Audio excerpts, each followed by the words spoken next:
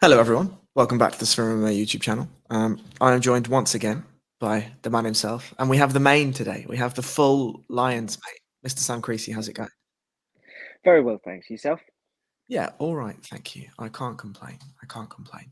Um, we'll start with really just a genuine question of how are you, right? Like how are things? Where is the mind right now?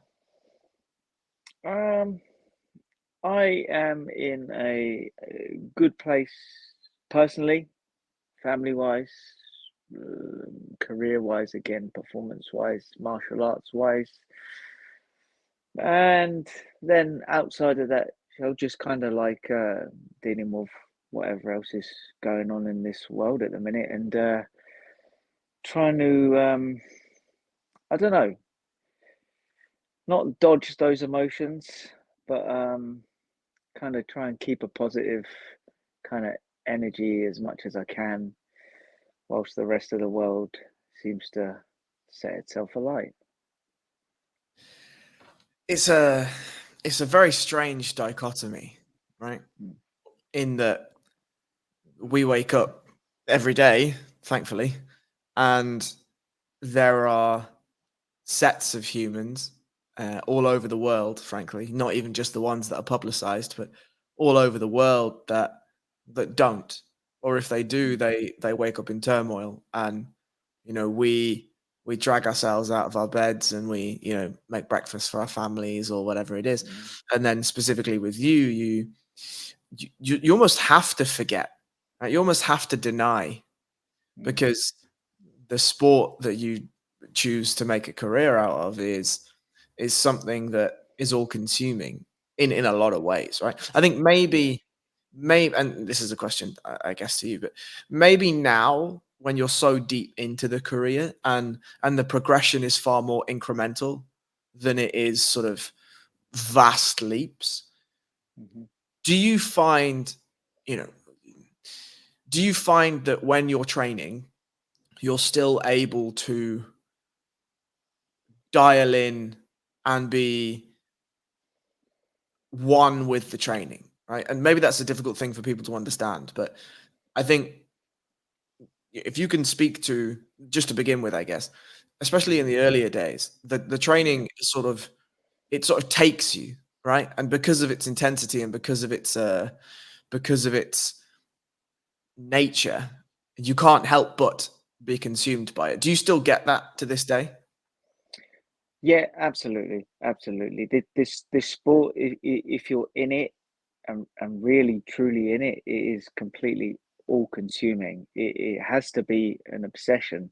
Yeah, especially in the early days when when you're trying to find your feet, trying to create your own kind of style and that and make really rapid improvements.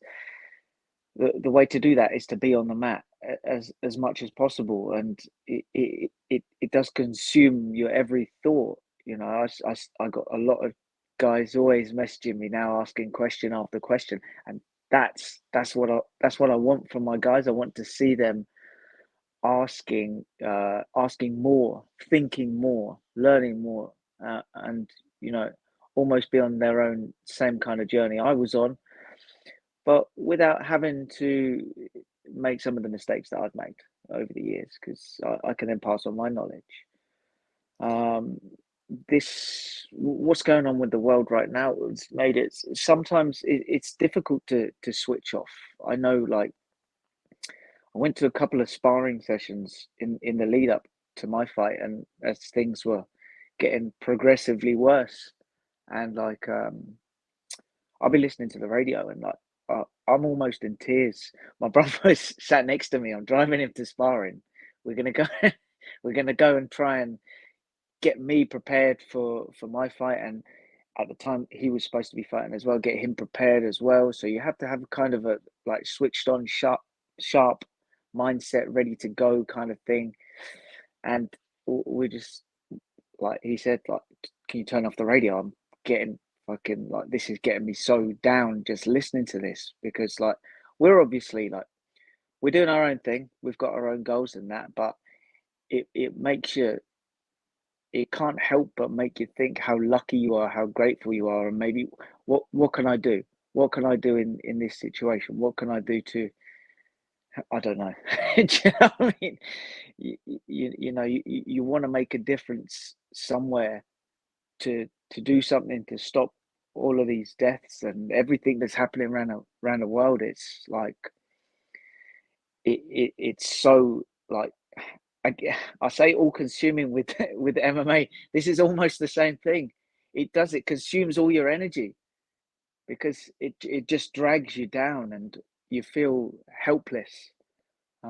And so it was a real hard balance for me, um, towards the end of the camp as things were getting like, um, to kind of, a bigger situation. And I think it also hinders me, I guess, that I've done this so many times now. I've fought so many times. I'm so experienced. I'm consumed in the moment, but I I have that experience where I don't need to stay consumed for the entirety of every day, if you like. And then I get this information. I'm listening to the radio. I'm listening to these conversations. I'm seeing their headlines everywhere, and you know that really really dragged me down. Like fight week, sitting in the hotel, and that everything on my social media. I had to get off of it because normally I'd just, while we're cutting weight and that, and while we're messing around on the Friday doing not a great deal, I'd just be flicking through messages from people here and there wishing me good luck and stuff. And I really had to get off my social media because it was just, you know, this has happened. This many children have died, and it was, you know, that really is all consuming to me then. And I'm probably in an even more kind of emotional state with fight week as it is, and everybody's messages of support. And you know, it's a fine balance to keep, I think. And I think there's almost guilt underneath all Mm, of that, right? yeah. Because not only are you balancing the idea that there is there is death of fathers, mothers, cousins, sisters, children, whatever, and there's empathy there because you know you're a father and a brother and a husband yourself. Um, it's also that if you if you don't dial in and if you Mm, don't choose to remove yourself from that human situation that you've placed yourself in, something pretty bad could happen to you. Like something yeah. pretty bad could happen. And Mhm, that's, you know, that's throughout fight week. If you don't take fight week mhm, seriously, if you don't prepare yourself mentally, if you don't lock yourself in, and as you say, you're very experienced, and so you know how the grooves of the wood go. But if you come to fight night, and you know, we've seen it before with many a fighter, when they're not locked in on the night, something horrendous can happen. And that in and of itself, you say it all the time in the conversations we have, but your primary wish before the bell and after the bell is that both men or women go home safely to their families, mhm, right? And yeah. so there is a selfishness that has to take place, and that can only bring about guilt when, like you say, you're on social media. And you know there is an element, right, where with social media we just see too many humans, irrespective of the situation, whether it's good, bad, ugly, wonderful. We see too many, and it's difficult for our brain to process those things, especially when you're about to walk into a very uncommon situation for man.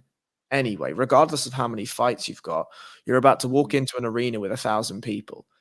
People shouldn't see 1,000 people, like not really, you know. And yeah. then you're going into unarmed combat with another highly skilled, highly trained Mm. individual. It's yeah, that's a very heady mixture. A very heady mixture. How did you find the balance? It's it's difficult. There were moments during fight week, even when I was in tears, because like dealing with these emotions is so very difficult. But I kind of like, I've been complacent with my focus at times in the past, and I've had stuff happen in fight week as well, which has perhaps been such a shock to the system, to the body, the adrenaline, and that it's taken my focus elsewhere at times. And so I had the voice of my brother in the back of my head the whole time, and like, he's hard on me just the same as I'm hard on him, because he knows that, there's no I don't know, what's the word I'm looking for here. There's no underlying kind of thoughts behind that, apart from, I just want you to go and do well, perform at your best, but be safe. And if I've got other things on my mind, then the possibility is, I don't come out of that fight safe. And so you do have to be selfish, and I try most of the time not to be selfish.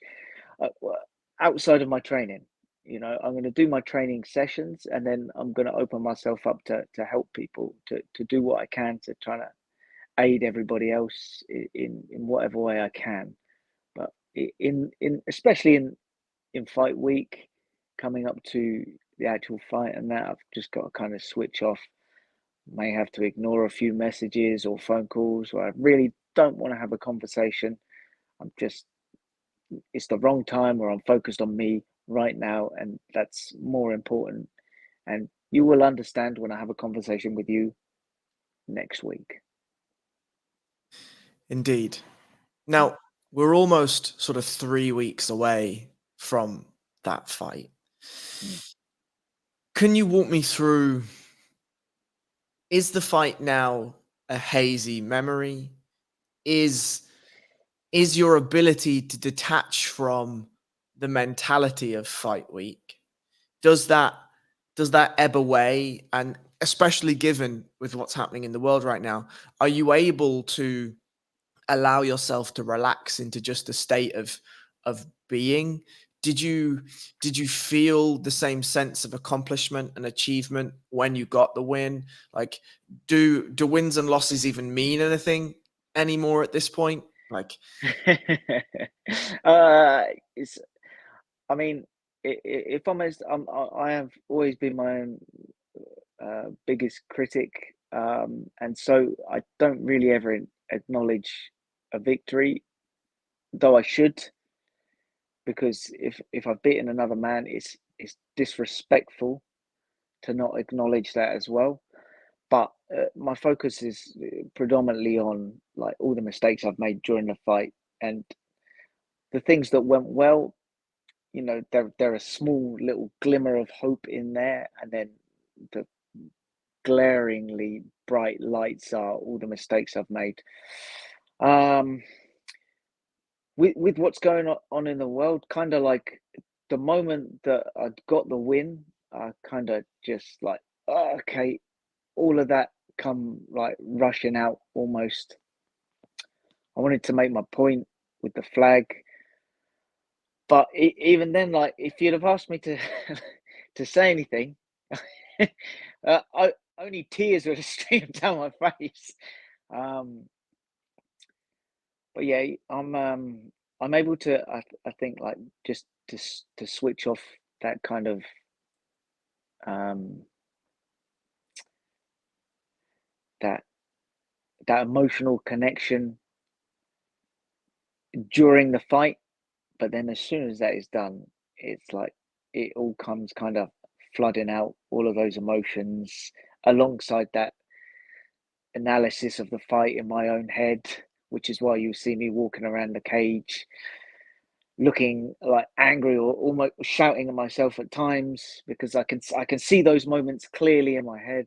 And yeah, I I can be a little too self-critical sometimes, I think. and so how do you, like you say, you can switch off after the fight immediately, and that's Mm. fine. And you'll go backstage, and you'll text your family, and you'll say, I'm Mhm. fine, everything's fine, blah blah blah. Um, Yeah. how do you then relax into just a state of being? Is there, I mean, maybe that's the question. Is there a state of just being for Sam Creasey? Not really, to be to be I thought that was going to be the honest. answer. Yeah, I thought that was going to be the answer. I'm almost immediately into that self-critical analysis of the fight, and I'll I will take the next day, but then following that, I'm almost back into, okay, this is what you did wrong. You need to go and correct those mistakes, and you must do them now, whilst they are fresh in your head, because you do not want to go back into the cage, make those mistakes again. Um, I guess my shut off is almost just, I'm still going to train. I'm probably still going to train 2 or 3 times a day, but I'm just going to try to give a little bit more time to being a human, a more general public person, if you like. I'll try to attend some of these social events that I would have missed otherwise. I'll go and try and speak to people or see people that perhaps I've put off for a couple of weeks because of this fact. And yeah, it's just trying to, I guess, give back a little bit more to obviously my loved ones, and that, like for this last fight, uh, the fight night was on the same day as my daughter's birthday party, so I missed her party. I was back in time for her birthday on the Wednesday, but it was something that I gave up, and so I wanted to come back and, you know just spend some time with them. And I mean, I would do that anyway, but it feels almost like I've missed something. And though she wouldn't have even noticed I'm there, all her friends are there at her birthday party. It's it feels like just I should give more back now of my time, because I am more selfish with it during a camp. Maybe this is a difficult question to answer, and Mhm. don't feel like you need to answer it. But as a father, how do you balance the guilt of removing yourself from a prominent thing like your daughter's birthday party with chasing a personal dream? Because at the end of the day, right, MMA, Mm. it's two lads scrapping in a cage in their boxes. Like, let's be honest, Mm. and it's Yeah. beautiful and it's wonderful in so many parts, but it's ugly in so many other Mm. parts, right? Um, how do you discern and be able to make those decisions and be comfortable with them? Um, I think it is something possibly I wouldn't have done in the past. Um, but my family they've been so supportive of me that they've always pushed me to go and do these things. My wife has always said, I want you to try to be the best. I want you to try to go and, fulfill your dream here. And it's my own little story. So it's only short, and these opportunities, they don't always come again, you know? So it's that kind of like, if I say no, what happens next week? You know, what happens the week after? God forbid I get into an accident, I break my leg, and you don't ever see me again in the cage. Um, and I try to make up that time, because I'm gifted anyway. I'm grateful that I'm blessed to live the life that I do, where I get to see my family as much as I do, and I try to then give them as much of my time and my being as I can, and try to do a lot of things other people aren't as lucky to be able to do with their kids. So in that way, I like to think that I give a little bit extra there, in the knowledge that I'm going to have to miss some of these big moments. I'm going to have to miss some of these, a lovely meal out, or film night with a load of popcorn and a load of chips, and eat this and eat that, and those moments when I have to be selfish then and think, actually, what could I be doing whilst this is happening? I could be going to train or wherever it is. if we can just oscillate off slightly, Mhm. Alexander Volkanovski made some interesting comments after his loss to Islam Makhachev recently. And that was about him personally feeling like it's imperative for him to have direction. And I think if we peel back those comments slightly, it Mhm. feels as though what he's talking about is there's an intense level of focus and there's an intense level of attention that you have to pay both in prep for a fight, then fight week itself, then the actual fight itself, right? And it sounds as though, pertaining to you specifically, there's a certain amount of attention and focus that happens immediately after in order to understand what the mistakes were and attempt to problem solve those immediately, right? Do you echo any of the sentiments that he gives about feeling the need for that drive for purpose and the adverse effects of it if you don't have that purpose? Yeah, absolutely. I feel like uh, it's got to be a common thing with fighters. I think that you have a fight, you live on the high of that drug for a few days where you know, people are just throwing comments your way. They're throwing, adulation in your direction. It's it's a wonderful feeling, and it's an addictive feeling because you'll never that initial feeling where everybody's kissing your ass. It's so very difficult to recreate that. And how do you recreate that? You go and you have another fight, and hopefully you win.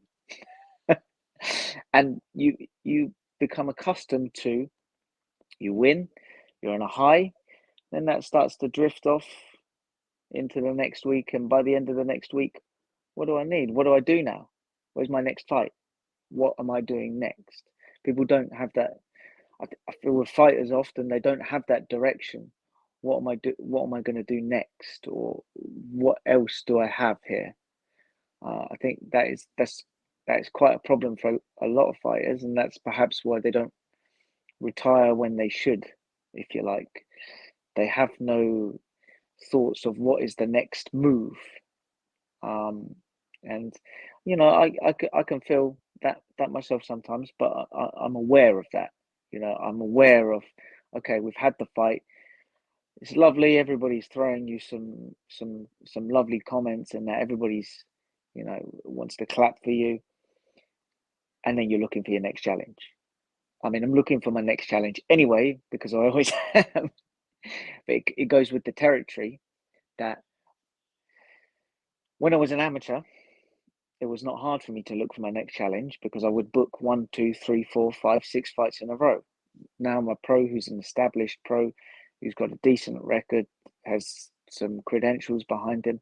It's much harder to then book your next fight because I'm probably fighting twice a year, 3 times a year if I'm lucky. And so those periods of looking for your next opportunity become further afield, which is kind of what I see with Volk.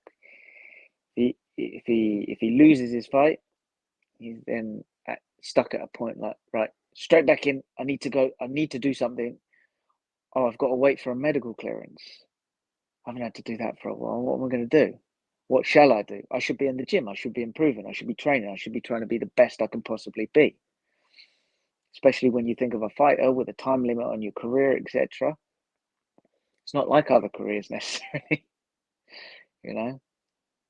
Um, so yeah, I can completely understand and see his kind of his feeling there, and I get it, and I understand it myself. I do feel it myself at times. Like right now, I'm ready.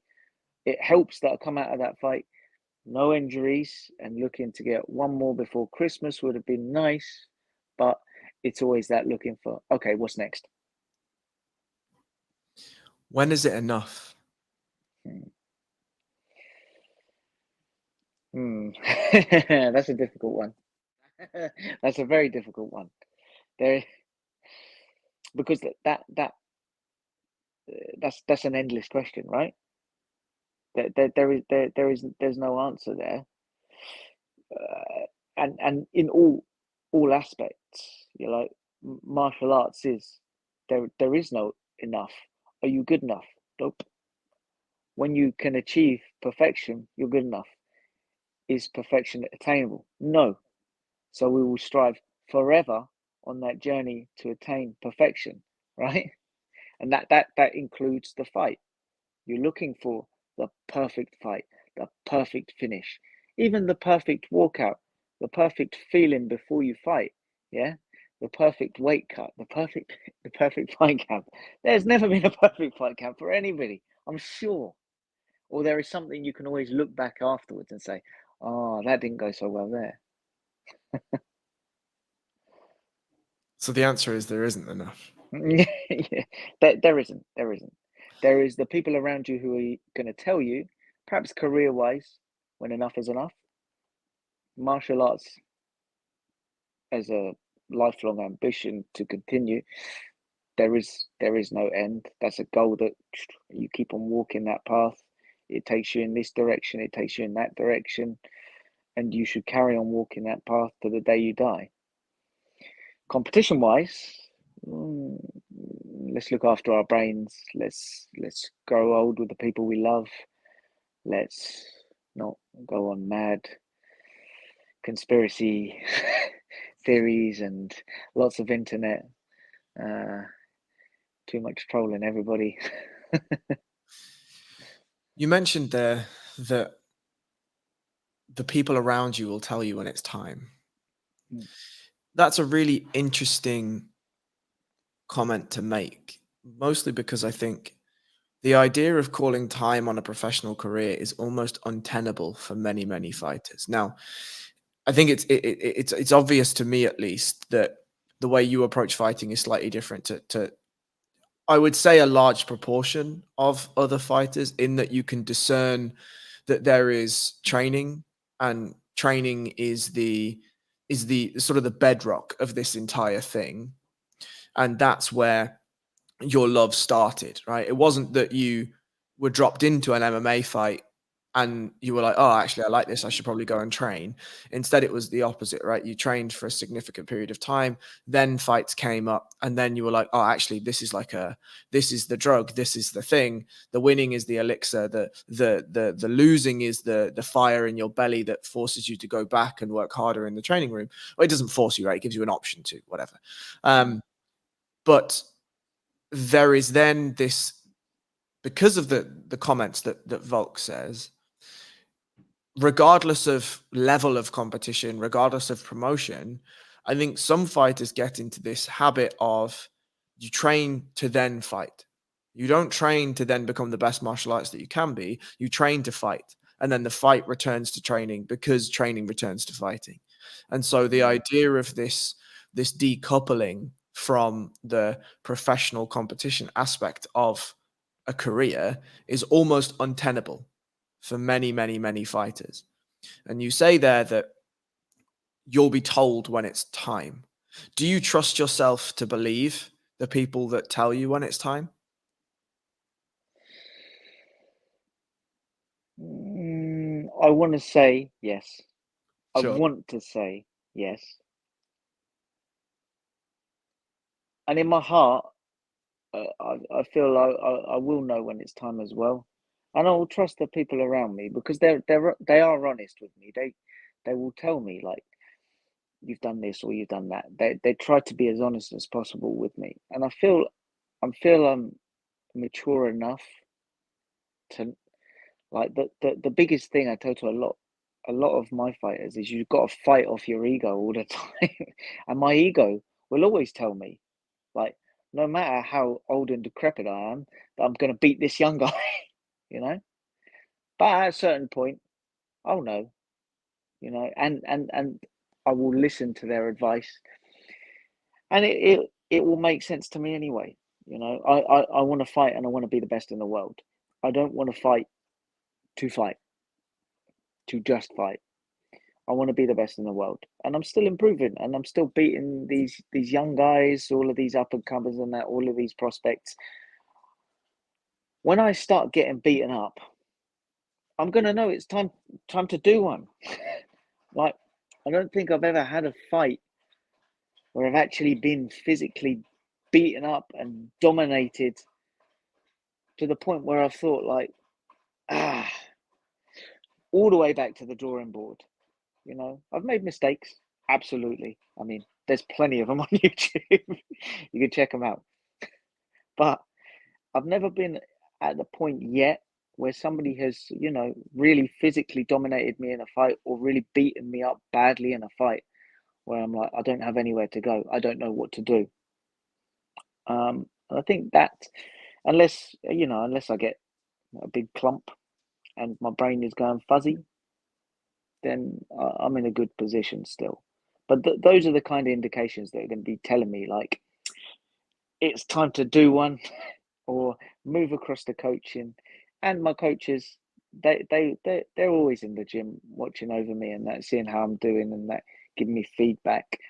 If that feedback starts to turn a little bit sour, then I know. So we'll get to coaching eventually. I just wanted to ask a little bit more personally, a little bit more selfishly. Like, Mm, you've sort of said it, but I want to ask it outright. At this stage in your career, you mentioned you've had so many fights now, so many weight cuts, mm. so many camps, so many amateur fights. You're already a credentialed fighter, 2 times Cage Warriors world champion. Why are we still doing this? Like, why are we still doing this? You know why I'm here.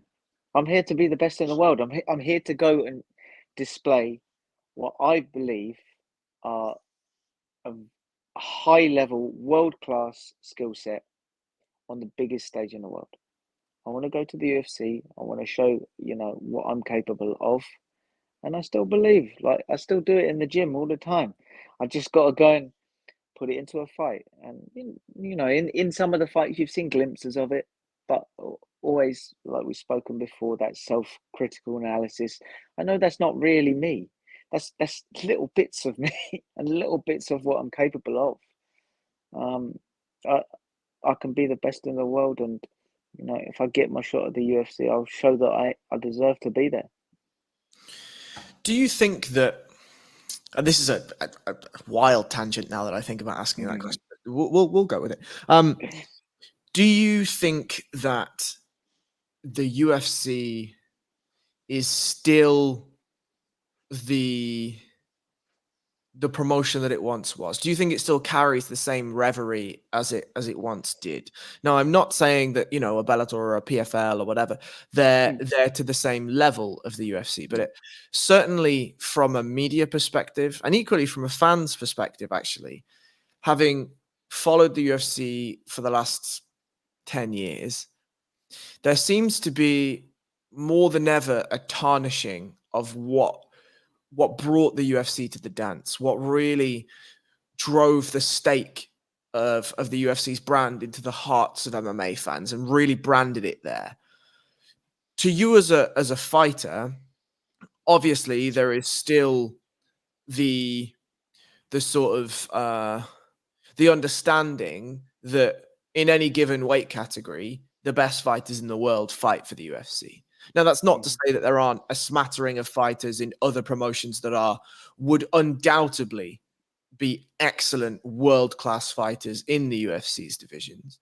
But I think it's still relatively well understood that the UFC holds the best fighters in the world. But to you as a human, outside of a fighter necessarily, to you as a human, does the UFC, and with all of its sort of unabashed shamefulness, if we say, is it still the same elixir to you?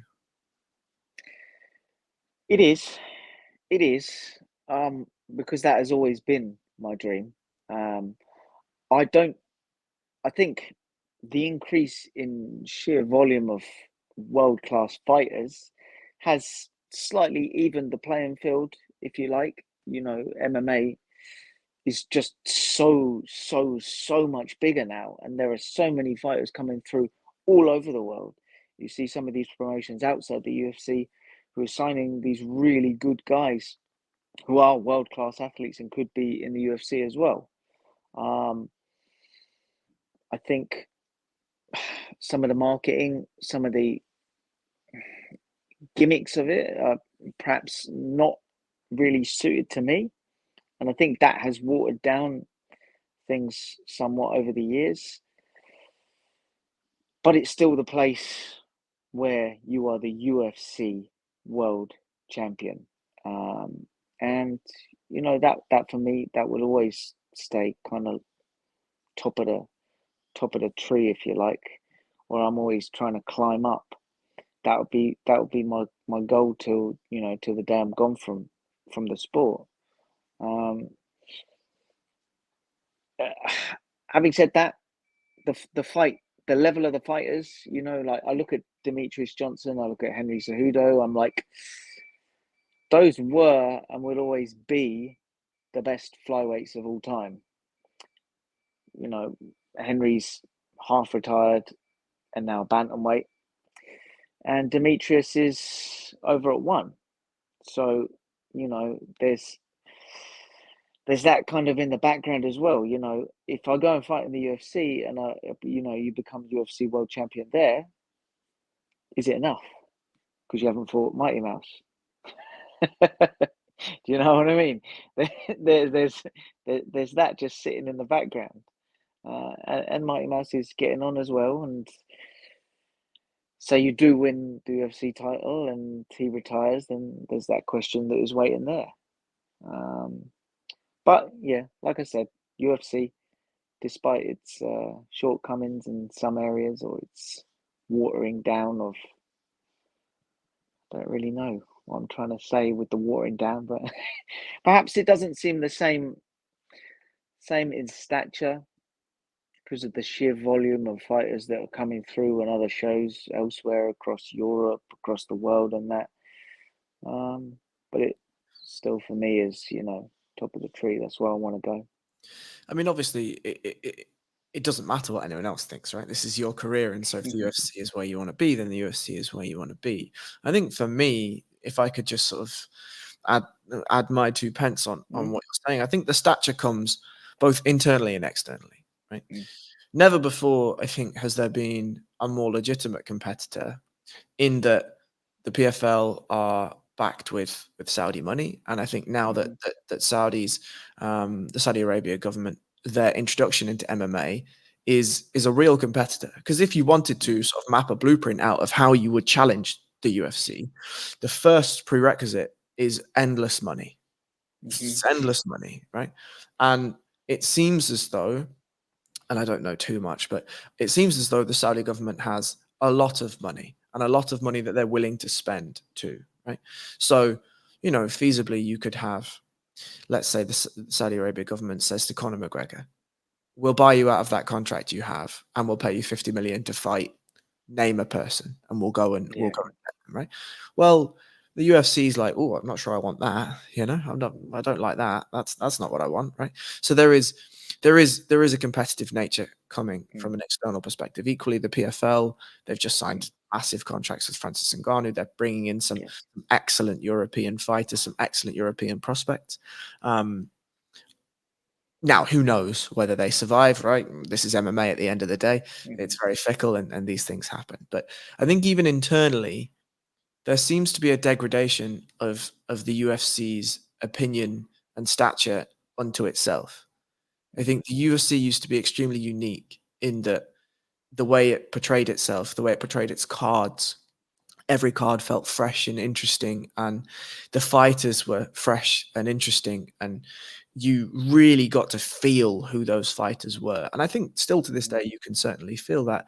But after the ESPN deal, after the Endeavor takeover, it feels far more like a seasonal product, right? It's one of those things that is going to be on your screen every Saturday, irrespective.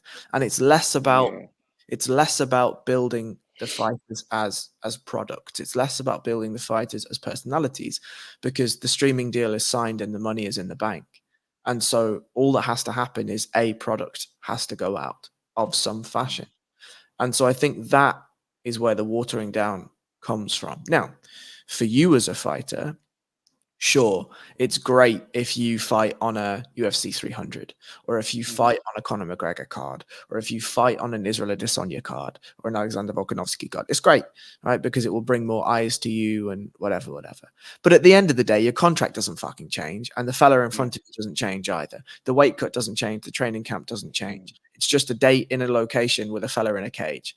Like, that's what it is. And so if the UFC gloves are adorned, great. If they're not, then they're not, right? And that kind of leads me to my next question, which is, what happens if the UFC doesn't happen? At the minute, I carry on doing what I'm doing. I fight the next person in front of me, the next prospect. God willing, I put on another great display and get another finish, and I keep on racking up wins until they can't say no, or one gives me an opportunity to go and fight Mighty Mouse. I go and fight Mighty Mouse, and then the UFC come and sign me. If at the end of your career, the UFC doesn't and hasn't come knocking, are you able, and this is obviously an incredibly difficult question, probably an impossible question to answer, but are you able to look back on your career and still be proud of what you've done? Yes, I would look back with regret at what my potential has been. And I would look back on the mistakes that I've made at great opportunities for me to be signed. But I'm a person who, at 21, had never walked into a martial arts gym in my life. Had no idea what this sport was.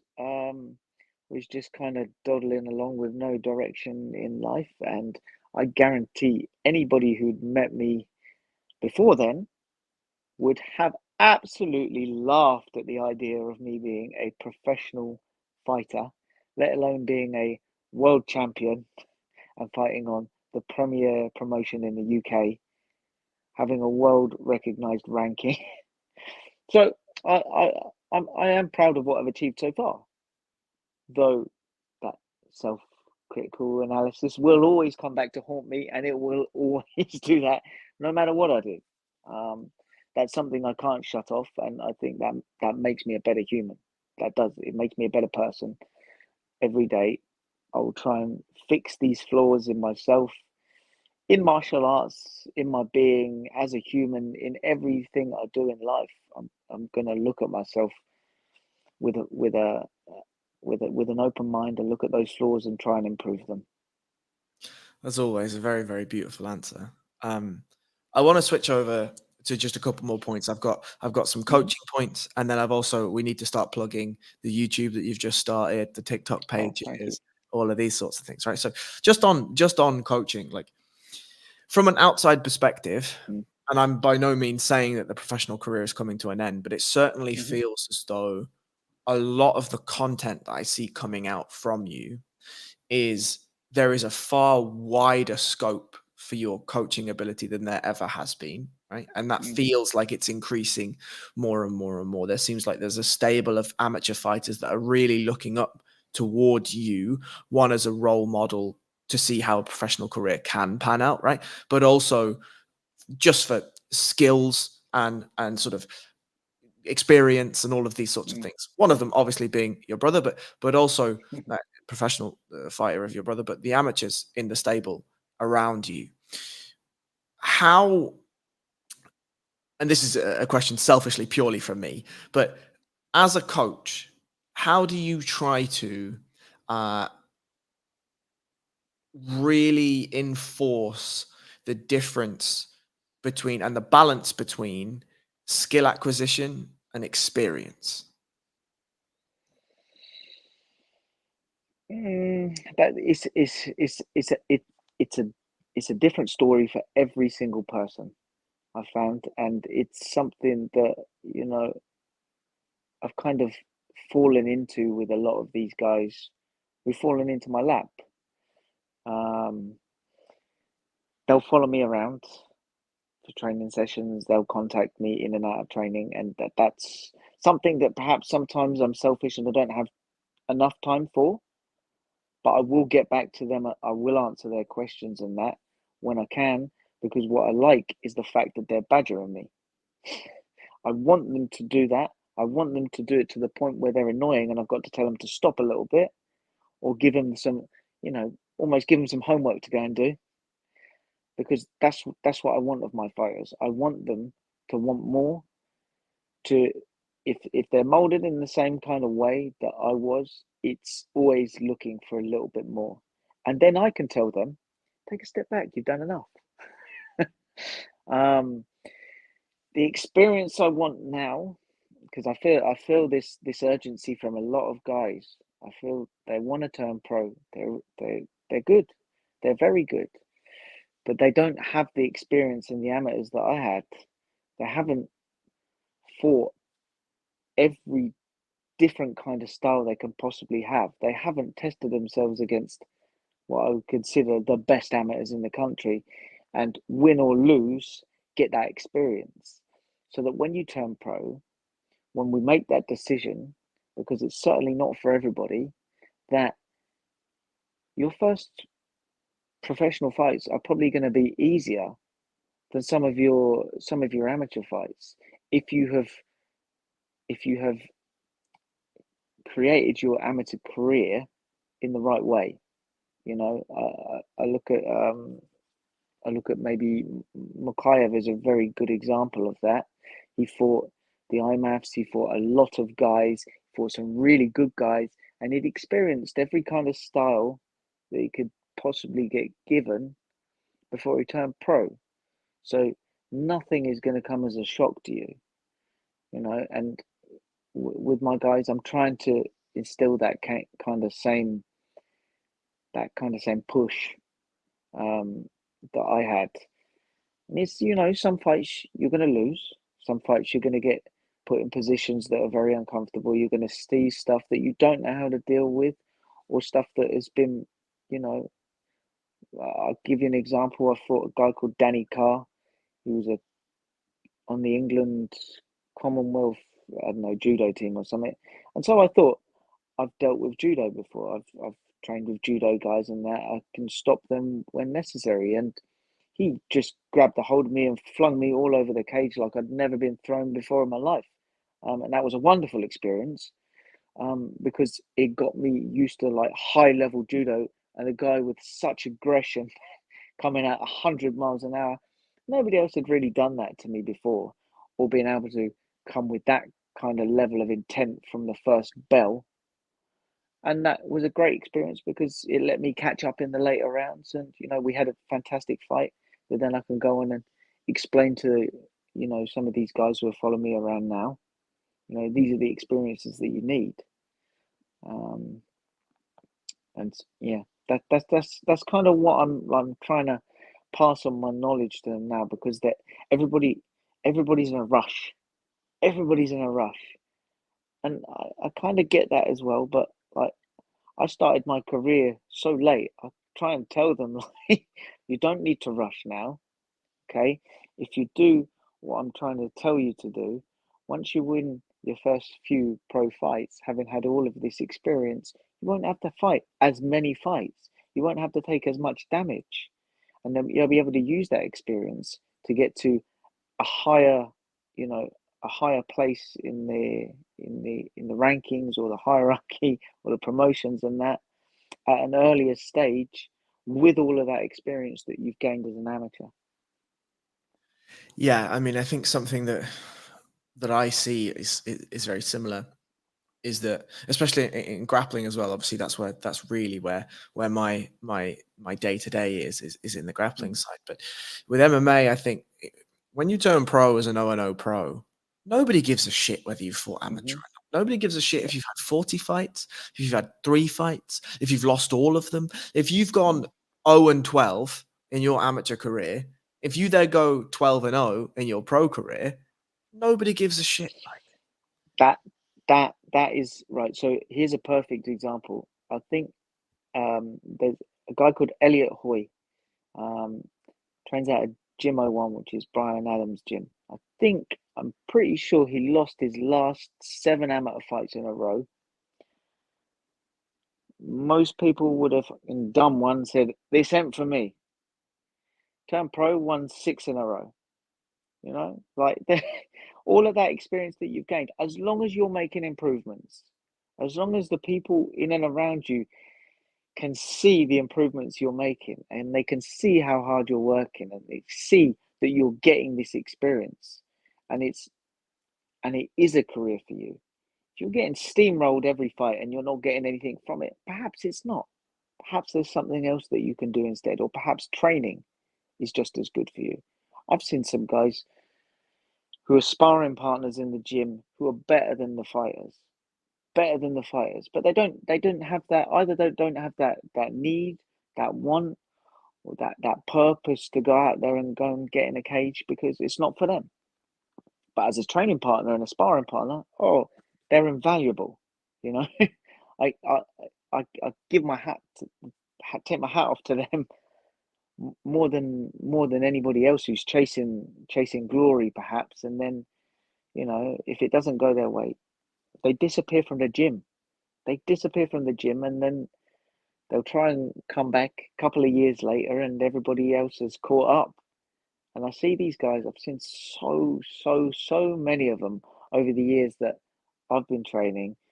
Professional fighters who've won a few fights, then they'll lose one, and you'll probably never see them again. And it's so sad because I can see how good they are, what they could have been capable of. And yeah, it's a shame, and that's why I try and keep these guys on that level where, like, I want you to lose, I want you to get beaten up in the gym, and then I want you to go and have a fight where nothing goes wrong, and I want you to come back with no ego, be back in the gym and ready to go again. So when you come to one of these losses, it's no big deal. It doesn't mean, oh, that's it, I'm done, goodbye. I'm with you. I'm with you.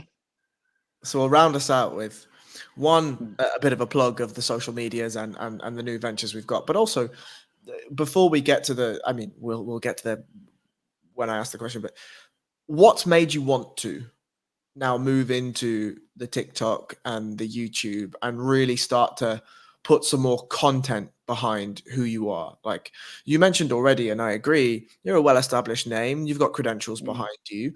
Like, is this a push to build a bigger brand? Is this a push to just show who you are a little bit more on a wider stage? Like, why have we delved into the YouTubes and TikToks and these sorts of things? A little bit of both, really. It's been something that I've been speaking to people about for a long time. I've had people try to push me in this direction to film some more stuff and to market myself as a brand better, instead of just posting pictures of my dogs or me in a pond or something every now. um, and so there's that side where I am trying to do a little bit more, I don't know, professional attitude towards my socials and that.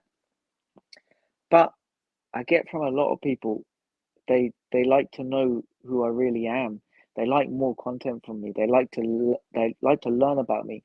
And one of the biggest things I've had is, like, I was a thug. I was a cage fighter when I started this sport, and people, when they meet me, they have no idea what I do, and I'll try and, when somebody else tells them what I do, they'll be shocked because I come across as a nice guy, as a really friendly guy, a really helpful guy. And they seem to think that I should be this kind of super ego, striding around, swinging my arms everywhere kind of guy all the time. I'm like, it's not really what martial arts is, and that certainly isn't what I am.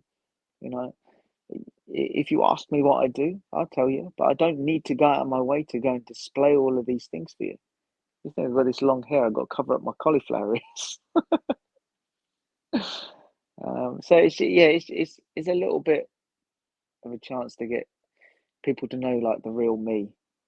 See, kind of like, I'm just the same as you, just the same as you. I got my dreams and that, and, like, I've got a good will and an attitude to be better.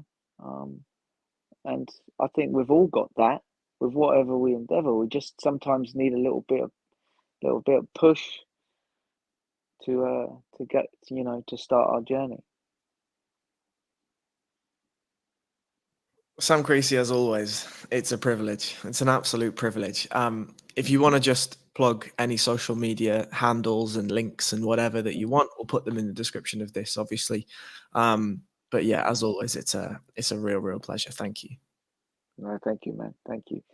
Yeah, so anybody, if you want to follow some of my content and that, obviously I've got my stuff on Instagram, my Facebooks and that, but I started up a YouTube channel as well where I'm going to do a little bit longer form content and a little bit more delve into who I really am and what I kind of do in and out of the gym. So yeah, follow me, subscribe, and peace and love, everyone.